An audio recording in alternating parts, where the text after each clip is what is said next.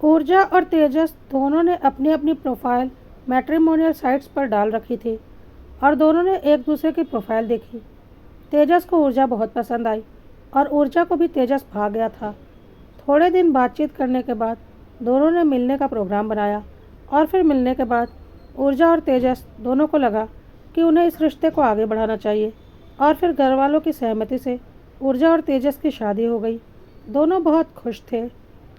ऊर्जा अब तेजस की पत्नी बनकर तेजस के घर में आ चुकी थी। तेजस के परिवार में उसके मम्मी पापा, एक छोटी बहन जिसकी की शादी हो चुकी थी थे और अब ऊर्जा उस घर की बहू बन चुकी थी। गृह प्रवेश के बाद ऊर्जा की सासू माँ कौशल्या जी ने उसे कमरे में आराम करने के लिए भेज दिया। शादी विवाह का घर था, पूरा घर बिखरा पड़ा था, इधर उधर सामान फेंके हुए थे। ऊर्जा का कमरा भी पूरा बिखरा पड़ा था, काफ़ी सामान इधर उधर रखा था जिससे ऊर्जा को घुटन हो रही थी और वह कमरे में घुसते ही सारा सामान ठीक से जगह पर रखने लगी ताकि कमरा थोड़ा साफ दिखे। इसी बीच उसकी छोटी ननद शालू कमरे में आई और बोली, क्या भाभी, अभी तो आप इस घर में आई हो और आते ही अपने कमरे की सफाई करने लगी। तो ऊर्जा ने बोला, देखो ना शालू दीदी, कमरा कितना तितर बितर है, मुझसे ऐसे कमरे में बिल्कुल नहीं रहा जाएगा। अजीब सी घुटन हो रही है, इसलिए सामान को थोड़ा ढंग से लगा रही हूँ। शालू को भी लगा कि सही बात है, एक तो शादी के भारी कपड़े और गहने, ऊपर से कमरे में इतना सामान। शालू ने भी ऊर्जा की मदद कर दी कमरे को थोड़ा व्यवस्थित करने में और फिर ऊर्जा को आराम करने के लिए बोलकर चली गई। रात में तेजस कमरे में आया तो ऊर्जा ने तेजस से शिकायत की कि प्लीज़ मेरा कमरा खाली करवाओ, मैं ऐसे भरे भरे कमरे में नहीं रह सकती। तेजस ने बोला, अरे चिंता मत करो, 2-4 दिन में मेहमान चले जाएंगे, अपने आप पूरा घर खाली हो जाएगा, 2-4 दिन तो एडजस्ट कर लो। और ऊर्जा मन मार कर चुप हो गई। इतने मेहमानों के बीच में वह क्या बोलती। अगले दिन सुबह सुबह सासू माँ ने उसे पहली रसोई के लिए उठाया और बोला, नहाकर जल्दी से किचन में आ जाए। ऊर्जा नहा धोकर किचन में पहुंची तो उसे काफ़ी वक्त लग गया था। कौशल्या जी ने बोला, बेटा, मैंने तो तुमसे 2 घंटे पहले ही बोला था आने के लिए, इतना वक्त कैसे लग गया। तो ऊर्जा ने बोला, वो मम्मी जी, बाथरूम पूरा गंदा पड़ा था, मुझे बिल्कुल अच्छा नहीं लग रहा था उस गंदे बाथरूम में नहाने में, इसलिए पहले मैंने उसे अच्छे से साफ़ किया, उसके बाद मैं नहा कर आई हूँ। सुनकर कौशल्या जी हैरान हो गई और बोली, अरे बेटा, अभी इतने मेहमान हैं घर में तो थोड़ी बहुत गंदगी तो होगी ही, तू इतना बेचैन क्यों हो रही है, 2-4 दिन में सब कुछ ठीक हो जाएगा। चल जल्दी से अब खीर पूड़ी और आलू की सब्ज़ी बना ले, तुझे आता तो है ना। ऊर्जा ने बोला, हाँ मम्मी जी, मुझे बहुत अच्छा खाना बनाना आता है, पर इस गंदे किचन में मैं खाना नहीं बना सकती, यहाँ तो सारा सामान बिखरा पड़ा है, पहले मैं इसे ठीक कर लेती हूँ। कहकर ऊर्जा किचन को समेटने लगी, जिसे देखकर कौशल्या जी हैरान हो गई और बोली, अभी इसे समेटने से कुछ नहीं होगा, इतने मेहमान हैं, दिन भर कुछ ना कुछ काम पड़ता रहता है किचन में, अभी जैसा है वैसा ही रहने दो। तुम जल्दी से खीर पूड़ी और आलू की सब्ज़ी बना लो। लेकिन ऊर्जा कुछ भी सुनने को तैयार नहीं थी, उसे जो करना था वही कर रही थी। इसलिए कौशल्या जी ने शालू को भी किचन में बुला लिया और तीनों ने मिलकर किचन को काफ़ी हद तक समेट दिया ताकि ऊर्जा पहली रसोई बना सके। उसके बाद ऊर्जा खाना बनाने लगी और आलू की सब्ज़ी बनाने के लिए उसने आलू निकाले और उनमें लगी मिट्टी को देखकर वह छी छी कर रही थी। तो उसकी सासू माँ ने बोला, अरे यह कौन सी बड़ी बात है, आलू में तो मिट्टी तो लगी ही रहती है। लेकिन ऊर्जा बोल रही थी, मुझे ऐसे गंदे आलू बिल्कुल पसंद नहीं, मैं तो पहले इन्हें अच्छे से धोकर साफ़ करूँगी, उसके बाद ही उबालूँगी। तो कौशल्या जी ने बोला, अरे तो आलू को तो सभी धोकर उबालते हैं। लेकिन ऊर्जा जिस तरह से आलू धो रही थी उसे देखकर कौशल्या जी हैरान थी। वह एक एक आलू को 10-10 मिनट तक रगड़कर साफ़ कर रही थी।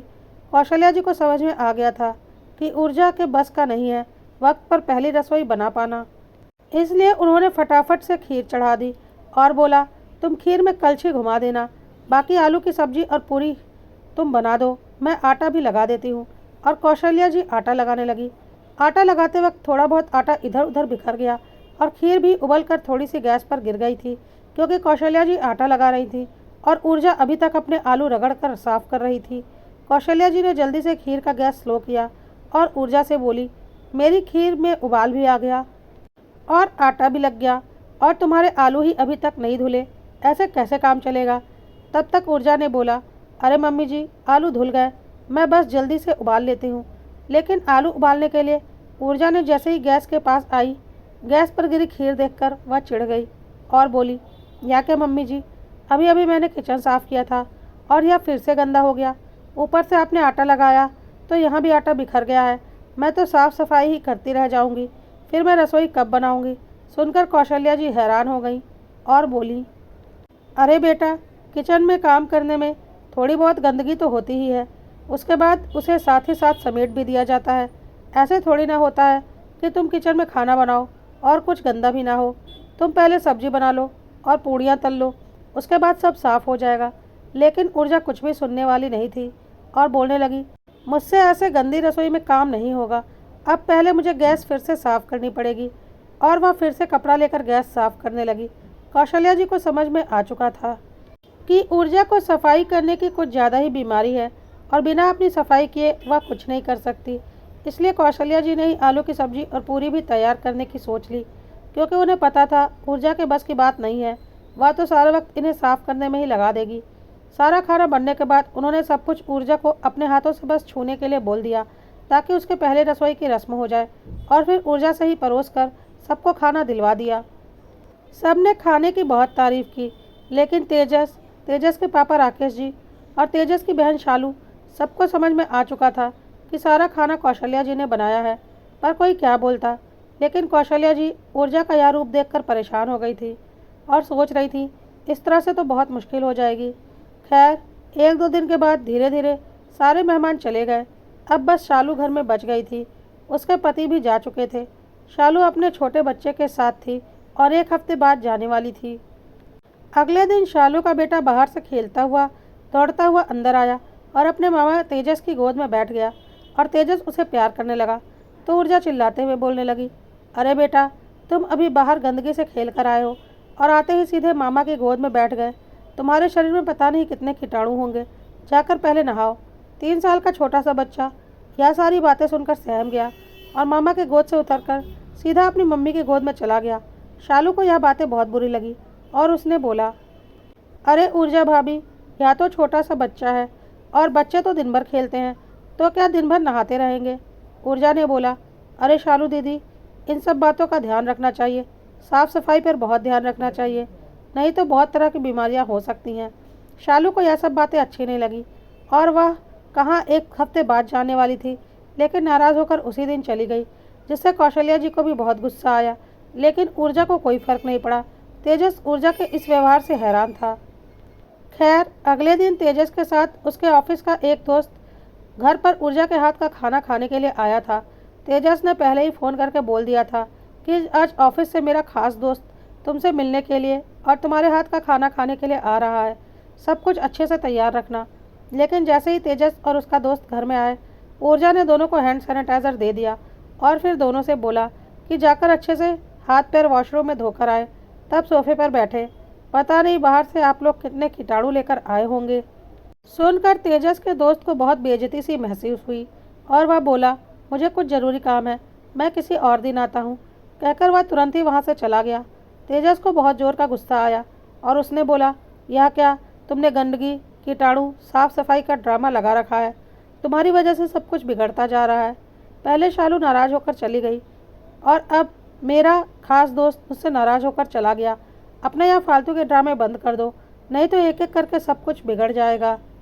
लेकिन ऊर्जा को किसी की नहीं सुननी थी और उसने तेजस से साफ बोल दिया, कमरे में आने से पहले नहा जरूर लेना, वरना तुम्हें कमरे में घुसने नहीं दूंगी। मुझे गंदगी बिल्कुल भी पसंद नहीं। तेजस अपना सर पकड़कर बैठ गया, क्योंकि ऊर्जा कुछ भी समझना ही नहीं चाहती थी। राकेश जी और कौशल्या जी भी यह सब कुछ देख रहे थे। उन्हें भी कुछ समझ में नहीं आ रहा था। अगले दिन सुबह सुबह तेजस बिना चाय नाश्ता किए ऑफिस चला गया, क्योंकि ऊर्जा अभी तक नहाकर बाहर ही नहीं आई थी। और कौशल्या जी ने सोचा था कि ऊर्जा तेजस के लिए नाश्ता बनाएगी, इसलिए उन्होंने भी कुछ नहीं बनाया था।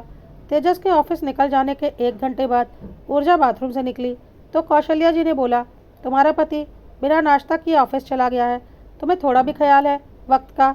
वक्त पर तुम कोई काम नहीं कर सकती क्या? 1.5 घंटे से नहा रही हो तुम। तो ऊर्जा ने पलटकर जवाब दिया, तो आप लोग गंदगी भी तो इतनी मचाते हैं। मैं बाथरूम की सारी टाइल्स रगड़ कर साफ कर रही थी। कितने दाग धब्बे थे उन पर, और सारे नलों को और शावर को भी मैंने अच्छे से साफ़ किया है। उसके बाद नहाई हूँ, तो वक्त नहीं लगेगा क्या? कौशल्या जी ने बोला। देखो, वॉशरूम साफ़ करने के लिए हफ्ते में एक दिन सफाई वाला आता है, तो तुम्हें उसकी चिंता करने की ज़रूरत नहीं। तुम पूरे घर का काम वक्त पर संभाल लिया करो। तो ऊर्जा बोली, अरे मम्मी जी, बाहर के लोग तो बाहर की तरह ही सफाई करते हैं। घर हमारा है तो साफ़ सफाई तो हमें ही रखनी पड़ेगी। अच्छा ठीक है, मैं नाश्ता बना देती हूँ। तेजस तो अब ऑफिस चले गए हैं, तो वह बाहर ही कुछ खा लेंगे, कहकर ऊर्जा रसोई में गई और 1 घंटा बीत चुका था। ऊर्जा ने अभी तक कुछ नाश्ता नहीं बनाया था। कौशल्या जी और राकेश जी को भूख लग रही थी। राकेश जी ने कौशल्या जी से बोला कि मुझे दवाई खानी है, तुम ही मुझे कुछ नाश्ता बनाकर दे दो।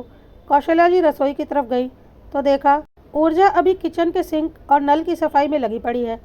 खाना नाश्ता बनाना तो उसने अभी शुरू ही नहीं किया था और कौशल्या जी को देखते ही बोली, अरे मम्मी जी, यह नल कितना गंदा था।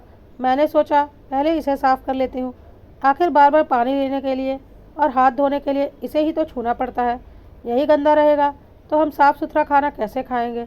अब हो गया है, मैं जल्दी से कुछ नाश्ता बनाती हूँ। तो कौशल्या जी ने बोला, नहीं रहने दो, तुम आराम से नाश्ता बना लेना।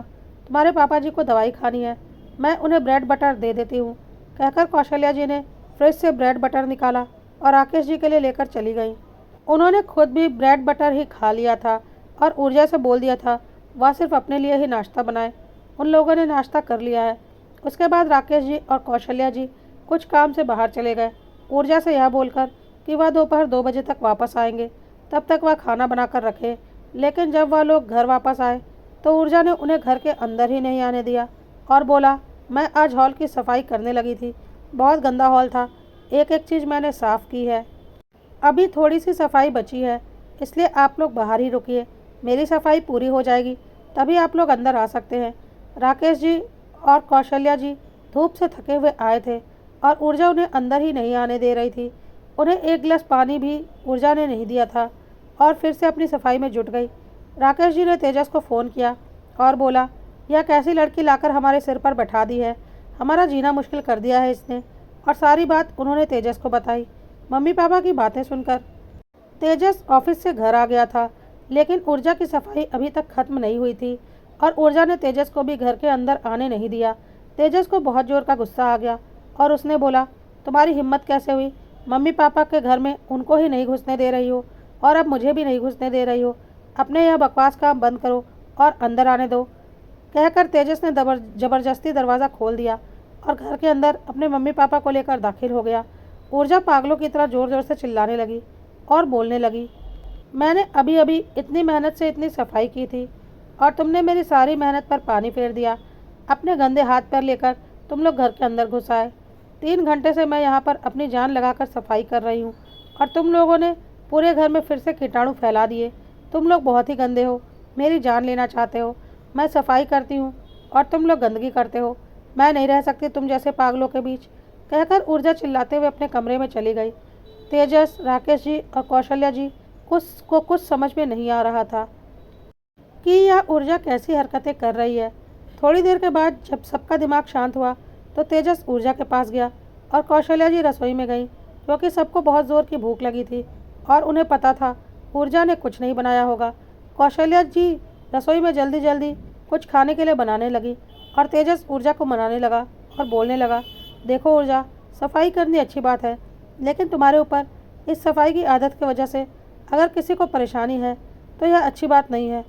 घर में कोई गंदगी नहीं है, तुम्हें कुछ ज़्यादा ही सफाई करने की आदत है क्योंकि तुम्हें गंदगी का वहम होता है। अपनी आदत में परिवर्तन लाओ, नहीं तो ज़िंदगी बहुत मुश्किल हो जाएगी। तेजस ने बहुत प्यार से ऊर्जा को समझाया तो वह मान गई और किचन में कौशल्या जी की हेल्प करने के लिए आ गई। लेकिन जैसे ही ऊर्जा किचन में घुसी, उसने देखा कौशल्या जी ने सब्जियां काटकर स्लैब पर उसके छिलके रख दिए थे और सब्जी बना रही थी। साथ ही आटा साना था और स्लैब पर थोड़ा आटा भी इधर उधर बिखरा था और वह एक साइड पर रोटियां भी बना रही थीं। यह देखते ही ऊर्जा बहुत ज़ोर से चिल्लाने लगी और बोलने लगी, मैंने अभी अभी पूरा किचन चमकाया था और आपने किचन में घुसते ही पूरे किचन का सत्यानाश कर दिया। अरे पहले यह सब्जियों के छिलके और आटे को साफ़ करना चाहिए था, तब रोटियां बनानी चाहिए थी। तो कौशल्या जी ने भी गुस्से में बोला, अपनी बकवास बंद करो, तुम्हारे हिसाब से चलेंगे तो दिन भर सफाई ही होती रहेगी और सब लोग भूखे ही रह जाएंगे। पहले खाना पीना हो जाने दो, फिर साफ़ सफाई भी हो जाएगी। मेरा दिमाग बिल्कुल ख़राब मत करो। बहुत ज़ोर की भूख लगी है हम लोगों को। सुनकर ऊर्जा बिल्कुल पागल हो गई और उसने किचन में पड़ा चाकू उठा लिया और कौशल्या जी की गर्दन पर लगाते हुए बोली, आप बाहर निकलिए किचन से। पहले मुझे किचन की सफाई करने दीजिए। मुझे बिल्कुल पसंद नहीं इस तरह से गंदे किचन में कोई खाना बनाए। कौशल्या जी हैरान हो गई और ऊर्जा का यह रूप देखकर राकेश जी और तेजस भी परेशान हो गए। यह कोई मामूली बात नहीं थी। ऊर्जा को सफाई की कोई छोटी मोटी सनक नहीं थी, बल्कि यह तो बहुत गंभीर रूप लेती जा रही थी। तेजस ने तय कर लिया था ऊर्जा को मनोचिकित्सक से दिखाने के लिए, और वह ऊर्जा को लेकर एक अच्छे मनोचिकित्सक के पास गया। मनोचिकित्सक ने जब ऊर्जा से बातचीत की और उसकी समस्या को समझा तो तेजस से बोला कि ऊर्जा को ओसीडी की प्रॉब्लम है और वह बहुत सीरियस स्टेज में है। ऐसे लोग गंदगी बिल्कुल बर्दाश्त नहीं कर सकते और साफ़ सफाई के लिए किसी भी हद तक जा सकते हैं। यह नॉर्मल नहीं होता। इसके लिए कुछ दवाइयाँ चलेंगी, लेकिन यह इतनी आसानी से ठीक नहीं होगा। आप लोगों को बहुत सहनशक्ति दिखानी पड़ेगी, बहुत धैर्य रखना पड़ेगा। सुनकर तेजस हैरान हो गया। ऊर्जा, जो बातचीत करने में बिल्कुल नॉर्मल थी, जिसे उसने खुद पसंद किया था, वह इस तरह की मानसिक रोगी है, उसने सपने में भी नहीं सोचा था। खैर, वह क्या करता। वह ऊर्जा को लेकर घर आ गया और मम्मी पापा को सारी बातें बता दी। तेजस ने ऊर्जा के मम्मी पापा को फ़ोन करके सारी बातें पूछी तो उन्होंने बोला, लेकिन ऊर्जा यहाँ तो ऐसा कुछ नहीं करती थी। हाँ, उसे थोड़ी साफ़ सफाई की आदत थी, पर इतनी ज़्यादा तो नहीं जितनी तुम बता रहे हो। इतना एबनॉर्मल बिहेव तो वह कभी नहीं करती थी। यह सब कुछ कैसे हो गया? यह सब कुछ तुम्हारे घर जाने के बाद ही हुआ है। यहाँ तो वह बिल्कुल ठीक थी। तेजस ने बोला, अपने बच्चों में किसी को कमियाँ नहीं दिखती मम्मी जी। डॉक्टर साहब ने बोला है यह बीमारी काफ़ी समय से रहती है और वक्त के साथ और बढ़ती ही जाती है। अब क्या हो सकता है? और तेजस ने फ़ोन रख दिया। ऊर्जा हद से ज़्यादा एग्रेसिव होती जा रही थी। उसके साथ रहना बिल्कुल आसान नहीं था। बीच में एक बार शालू भी मायके आई थी अपने मम्मी पापा से मिलने, तो ऊर्जा ने उस वक्त भी बहुत बड़ा बवाल मचा दिया था कि शालू और उसके बेटे को बोलिए पहले बाहर वाले वॉशरूम में नहा लें तभी अंदर आएँ। और शालू घर के अंदर भी नहीं आई थी, बाहर से ही चली गई थी। ऊर्जा ने घर का माहौल बिल्कुल ख़राब कर दिया था। कौशल्या जी और राकेश जी का जीना मुश्किल कर रखा था। तेजस को भी बहुत ही ज़्यादा परेशान करती थी। किसी के काबू में नहीं आ रही थी ऊर्जा। तेजस को कुछ समझ में नहीं आ रहा था। ऊर्जा की वजह से उसका पूरा परिवार बिखर रहा था। कई डॉक्टर से दिखा दिया था ऊर्जा को, लेकिन हर डॉक्टर का यही कहना था कि यह एक मानसिक बीमारी है और इसे दवाइयों से थोड़ा कंट्रोल कर सकते हैं, पर यह ठीक नहीं होगी। तेजस को समझ में आ चुका था ऊर्जा जैसी लड़की के साथ ज़िंदगी गुजारना बहुत ही मुश्किल है। वह न खुद चैन से जिएगी, न किसी को जीने देगी, क्योंकि ऊर्जा जब हाइपर होती थी तब वह किसी के ऊपर भी जानलेवा हमला कर देती थी, जो कि बहुत खतरनाक था। तेजस ने अब एक फ़ैसला ले लिया था, क्योंकि ऊर्जा की वजह से उसके मम्मी पापा और उसके खुद की जान को भी खतरा हो चुका था और ऊर्जा की बीमारी इतनी आसानी से ठीक नहीं होने वाली थी। इसलिए तेजस ने सोच लिया था कि वह ऊर्जा को तलाक देगा। इसके अलावा उसके पास कोई रास्ता नहीं है और उसने ऊर्जा के पापा को यह बात बता दी। ऊर्जा के मम्मी पापा भी इस बात से दुखी थे और वह तेजस और उसके मम्मी पापा का दुख भी समझ रहे थे, क्योंकि उनके सामने भी ऊर्जा ने उन लोगों के साथ बदतमीज़ी की थी और उन्हें भी समझ में आ गया था कि ऊर्जा के साथ कोई भी रिश्ता नहीं निभा पाएगा। और ऊर्जा क्योंकि उनकी बेटी है तो उन्हें हर हाल में ऊर्जा को संभालना ही पड़ेगा। उन्होंने तेजस से बोला, ठीक है बेटा, जैसी तुम्हारी मर्जी, लेकिन इस सब में ऊर्जा का भी क्या दोष है? उसे तो पता भी नहीं है कि उसे एक मानसिक बीमारी है। वह तो खुद को सही मानती है और जानबूझकर यह सब कुछ नहीं करती।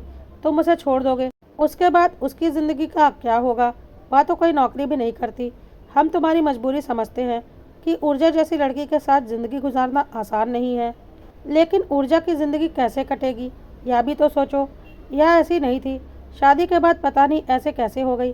पहले यह हल्की फुल्की साफ़ सफाई किया करती थी, जो कि बहुत सामान्य था, और यह बिल्कुल सामान्य लड़कियों की तरह ही थी। हमें तो खुद समझ में नहीं आ रहा शादी के बाद यह ऐसी कैसे हो गई। अब हम भी क्या बोलें? तुम्हें जो ठीक लगे करो। तेजस भी बहुत बड़े धर्म संकट में फंस चुका था।